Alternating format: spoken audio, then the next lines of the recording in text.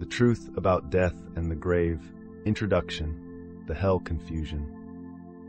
Hello everyone. Today, we're going to do some construction work.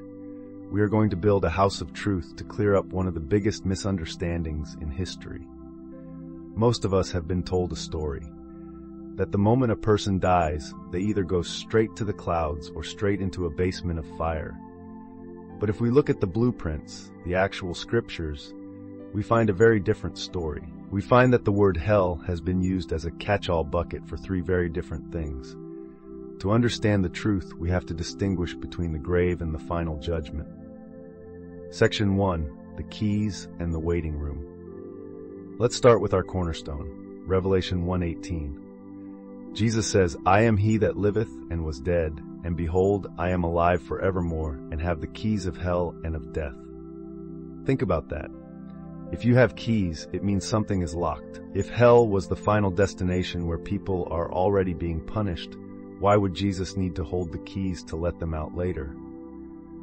The truth is that when the King James Bible uses the word hell in the Old Testament, it's translating the Hebrew word Sheol. In the New Testament, it's often the Greek word Hades.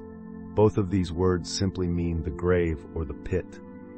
It isn't a place of fire, it's a place of sleep.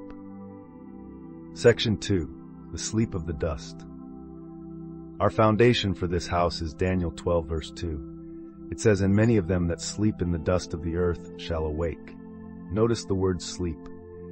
When you are asleep, you aren't at a party and you aren't at a job. You are in a state of rest. The Bible tells us that the grave is the great equalizer. Whether a person was a saint or a sinner, their physical body returns to the dust. Hosea 13:14 gives us the ultimate promise. "I will ransom them from the power of the grave. I will redeem them from death." If hell, the grave, was a place of eternal punishment from which there is no escape, God wouldn't talk about ransoming people from it. You don't ransom someone from a final sentence. You ransom them from a temporary holding cell. Section 3, the difference between the grave and the lake of fire. Now here's where the false teaching gets tangled up. People see the word hell and think it always means the lake of fire. But let's look at the timeline. In Revelation 20:13-14, we see the great white throne judgment. The Bible says that death and hell delivered up the dead which were in them. Stop and think about that. If hell is the final place of fire, why are the dead being delivered up out of it? The answer is simple. Because they weren't in the fire yet. They were in the grave, Hades. They are brought out of the grave to stand before God. Then, and only then, after the judgment is read, the Bible says that death and hell, the grave, are cast into the lake of fire. The lake of fire is the true place of finality. But no one, not one soul, goes there until after the judgment. You don't send a prisoner to the state penitentiary before they've had their day in court.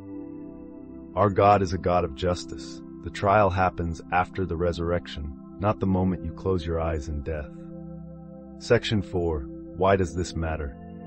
It matters because the false teaching paints God as a tyrant who starts the punishment before the trial.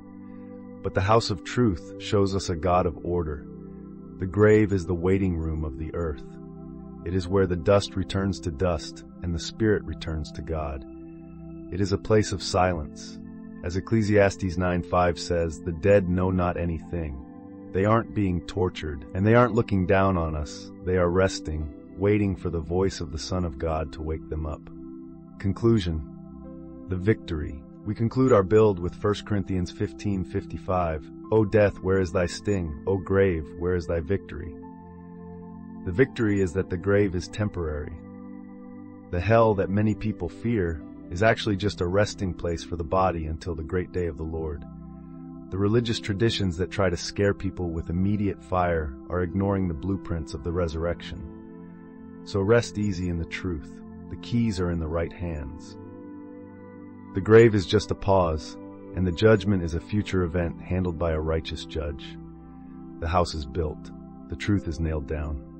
Thank you for listening.